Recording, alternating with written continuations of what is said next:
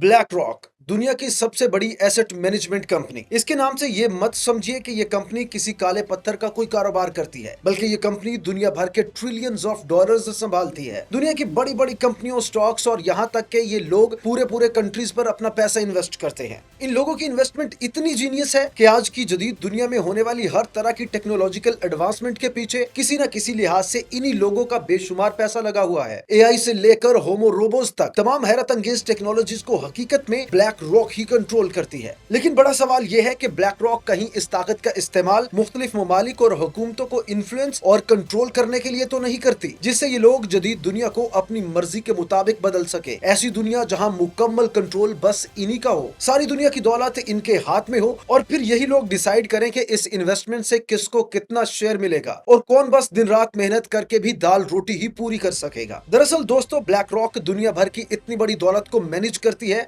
कि जिस पर यकीन करना भी मुश्किल हो जाता है। रिसेंट रिपोर्ट्स के मुताबिक इसके एसेट्स अंडर मैनेज यानी AUM इसी साल 9 ट्रिलियन डॉलर से बढ़कर 10 ट्रिलियन डॉलर तक पहुंच गए हैं और ये ब्लैक रॉक को दुनिया की सबसे बड़ी एसेट मैनेजमेंट फर्म बना देता है। यानी ब्लैक रॉक अमेरिका और चीन को छोड़कर दुनिया के बाकी ममालिक की GDP से भी ज्यादा रकम कंट्रोल करती है, जिससे इसे बेपनाह माली ताकत मिलती है। इस चीज का अंदाजा आप इस बात से लगाएं कि इस कंपनी की नेटवर्थ इंडिया के GDP के भी 3 गुना से ज्यादा है। ये फर्म इस रकम से टेक्नोलॉजी, हेल्थ सेक्टर, एनर्जी और यहाँ तक के रियल स्टेट जैसे मुख्तलिफ शोबों में इन्वेस्टमेंट करती है। इतनी बड़ी दौलत को मैनेज करके ब्लैक रॉक ग्लोबल मार्केट्स पर असर अंदाज हो सकती है, ऐसे फैसले कर सकती है जो पूरी दुनिया की इकोनॉमी को इन्फ्लुएंस कर सकते हैं। ब्लैक रॉक का असर रसूख दुनिया भर में फैला हुआ है। कंपनी 30 से ज्यादा ममालिक में काम करती है और 100 से ज्यादा ममालिक में इसके क्लाइंट्स मौजूद हैं, चाहे वो शुमाली अमेरिका, यूरोप, एशिया या इमर्जिंग मार्केट्स हों। ब्लैक रॉक हर जगह पर कदम जमाए हुए है। ये कंपनी दुनिया भर में इन्वेस्टमेंट ट्रेंड्स, हुकूमती पॉलिसियों और कॉर्पोरेट स्ट्रेटजीज पर असर अंदाज होती है। ब्लैक रॉक का असर रसूख किसी एक मुल्क या खित्ते तक महदूद नहीं, बल्कि ये पूरी दुनिया में फैला हुआ है। जब हम ब्लैक रॉक के काम करने के तरीके पर गौर करते हैं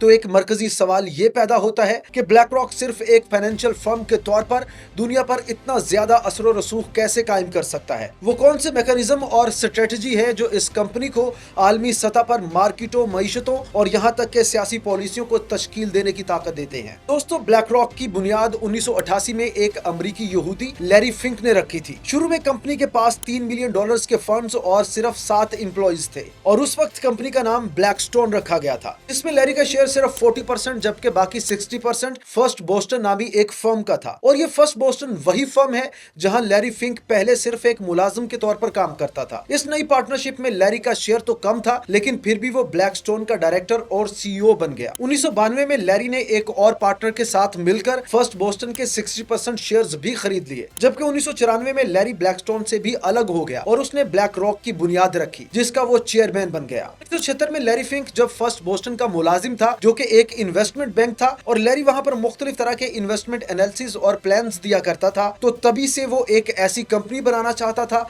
जो रिस्क और इन्वेस्टमेंट को ज्यादा मुअस्सर तरीके से मैनेज करने पर तवज्जो मरकूज करे। और ब्लैक रॉक की बुनियाद लैरी ने अपने इसी विजन पर रखी थी, जो शुरू में फिक्स्ड इनकम इन्वेस्टमेंट में महारत रखने वाली एक छोटी सी फर्म के तौर पर शुरू हुई थी। फिंक की क़यादत में ब्लैक रॉक ने इनोवेटिव इन्वेस्टमेंट स्ट्रेटजी और रिस्क मैनेजमेंट सर्विसेज ऑफर करके तेजी से तरक्की करना शुरू कर दी। इसके अरूज का पहला अहम लम्हा 1999 में आया, जब ब्लैक रॉक ने अलादीन नामी एक सॉफ्टवेयर को लॉन्च किया, जो एक जदीद टेक्नोलॉजी प्लेटफॉर्म था, जिसने इसे रिस्क मैनेजमेंट और डाटा पर मबनी इन्वेस्टमेंट के फैसले करने में मदद की। अलादीन की कामयाबी ने न सिर्फ ब्लैक रॉक की साख में इजाफा किया, बल्कि अमेरिका की पूरी फाइनेंशियल मार्केट ही लैरी की मुट्ठी में दे दी। और 2003 तक लैरी इतना पावरफुल एसेट मैनेजर बन गया कि एक वक्त में दुनिया की सबसे बड़ी stock exchange market New York stock exchange के CEO को ही इस बंदे ने रिजाइन करने पर मजबूर कर दिया। दरअसल अलादीन एक शॉर्ट फॉर्म है और इसका फुल फॉर्म है asset, liabilities, debt and derivative investment network. यानी अलादीन एक ऐसा जदीद सॉफ्टवेयर है जो फाइनेंशियल नंबर्स की वसी रेंज का सेकंड्स में तज्जिया कर सकता है। ये ब्लैक रॉक और इसके कस्टमर्स को रिस्क का हिसाब लगाकर और मार्केट ट्रेंड्स की पेशगोई करके बेहतर फैसले करने में मदद करता है। जो चीज अलादीन को इतना ताकतवर बनाती है वो ये है कि ब्लैक रॉक के अलावा बहुत से दूसरे मालियाती इदारे, कंपनियां और यहाँ तक के कई कंट्रीज की हुकूमतें भी अपनी इन्वेस्टमेंट को मैनेज करने और माली रिस्क को समझने के लिए इस प्लेटफॉर्म पर इन्हिसार करती हैं। इसका मतलब यह है कि अलादीन दुनिया भर के बड़े बड़े प्लेयर्स के काम करने पर डायरेक्ट इन्फ्लुएंस करता है,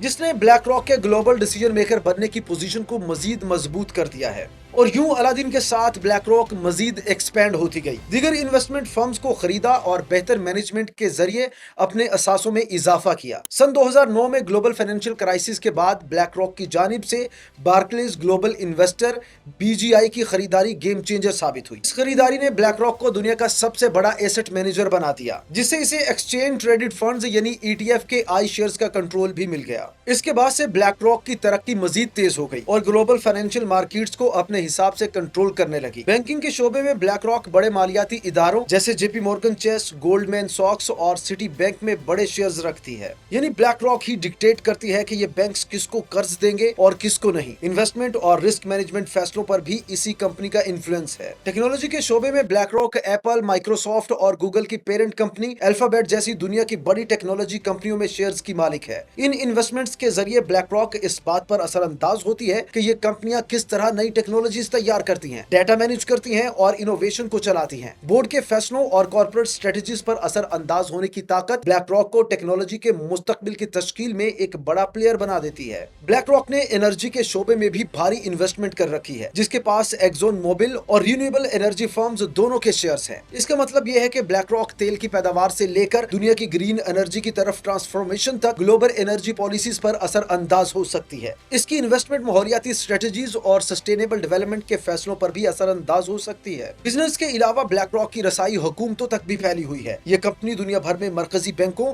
और हुकूमतों के लिए एडवाइजरी सर्विसेज पेश करती है, खासतौर पर फाइनेंशियल क्राइसिस के वक्त में इक्तिसादी पॉलिसियों पर एडवाइजरी फ्राहम करके और बड़े पैमाने पर रिकवरी फंड्स को मैनेज करके। ब्लैक रॉक माशी चैलेंजेस से निमटने के नाम पर हुकूमतों पर असर अंदाज होती है। कंपनी ने सियासी रहनुमाओं और सरकारी इदारों के साथ मजबूत रवाबित कायम कर रखे हैं, जिससे ये कंपनी दुनिया भर की माशी पॉलिसियों पर असर अंदाज होती है। यूरोप में ब्लैक रॉक ने यूरोपीय मरकजी बैंक ECB और दीगर यूरोपीय हुकूमतों को एडवाइजरी सर्विसेज फ्राहम की हैं, जिसने इसे यूरोप के इक्तिसादी फैसला साजी के अमल में एक अहम प्लेयर बना दिया है। ब्लैक रॉक का हुकूमतों के साथ ताल्लुक सिर्फ एडवाइजरी रोल तक ही महदूद नहीं, बल्कि कंपनी के ओहदेदार अक्सर हुकूमती ओहदों पर भी बिठा दिए जाते हैं, जिसके लिए असल में एक खास टर्मिनोलॉजी भी कोइन की गई है, जिसे रिवॉल्विंग डोर कहा जाता है। जिसे आप यूं समझ सकते हैं कि IMF का कोई डायरेक्टर पाकिस्तान का वजीर खजाना या फाइनेंस एडवाइजर बना दिया जाए। मिसाल के तौर पर ब्रायन डीस, जिसने ब्लैक रॉक में सस्टेनेबल इन्वेस्टमेंट के आलमी सरबराह की हैसियत से सर्विसेज सर अंजाम दी। बाद में अमेरिकी सदर जो बाइडेन का अहम इक्तिसादी मुशीर बन गया। इसी तरह अमेरिकी फेडरल रिजर्व के साबिक वाइस चेयरमैन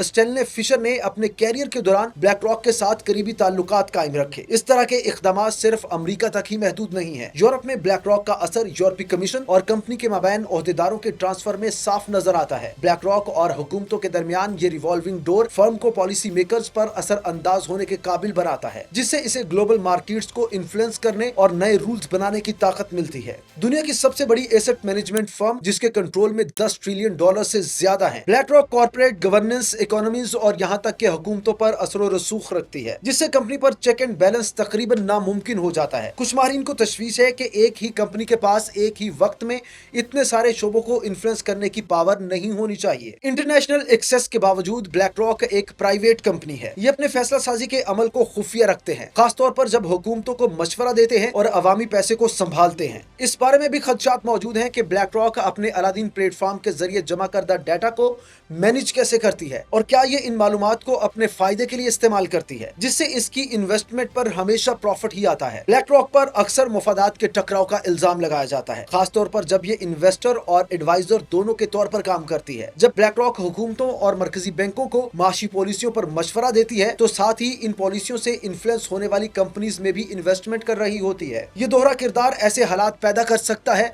जहां ब्लैक रॉक अपनी इन्वेस्टमेंट को फायदा पहुंचा सकती है। मिसाल के तौर पर ब्लैक रॉक ने 2008 के फाइनेंशियल क्राइसिस और कोविड-19 वबाई अमराज दोनों के दौरान अहम एडवाइजरी किरदार अदा किया। 2008 के फाइनेंशियल क्राइसिस के दौरान ब्लैक रॉक को अमेरिकी फेडरल रिजर्व ने ऐसे टॉक्सिक एसेट्स को मैनेज करने और उनको साफ करने के लिए हायर किया था जो सारी खराबी का मरकज थे, जिससे ब्लैक रॉक को इस बात का तयन करने का इख्तियार मिल गया कि बेल आउट फंड से कौन सी कंपनीज को फायदा मिल सकता है और कौन सी कंपनीज को बर्बाद किया जा सकता है। इसी तरह कोविड-19 वबाई मर्ज के दौरान हुकूमतों की जानिब से ब्लैक रॉक को एक बार फिर बहाली की कोशिशों को मैनेज करने के लिए हायर किया गया था। 2020 में अमेरिकी फेडरल रिजर्व ने ब्लैक रॉक को 3.2 ट्रिलियन की इमदादी पैकेज की निगरानी का काम सौंपा। जिसका मकसद मार्केट को मुस्तहकम करना और मईशत की बहाली था। ब्लैक रॉक कॉर्पोरेट बॉन्ड्स और दीगर एसेट्स खरीदने का जिम्मेदार था ताकि मुश्किल का शिकार शोबों में लिक्विडिटी शामिल करने में मदद मिल सके। इस प्रोग्राम में फर्म की इन्वॉल्वमेंट ने इसे अहम फैसलों पर कंट्रोल दे दिया जो इस बात पर असरअंदाज हुए कि कौन सी कंपनियां हुकूमती इमदाद से फायदा उठाएंगी। इन बड़े पैमाने पर रिकवरी फंड्स को मैनेज करके ब्लैक रॉक ने अवामी फंड्स के इस्तेमाल के बारे में खदशात पैदा कर दिए। नाक़दीन का कहना है कि इन बेल आउट प्रोग्राम्स में ब्लैक रॉक की शमूलियत ने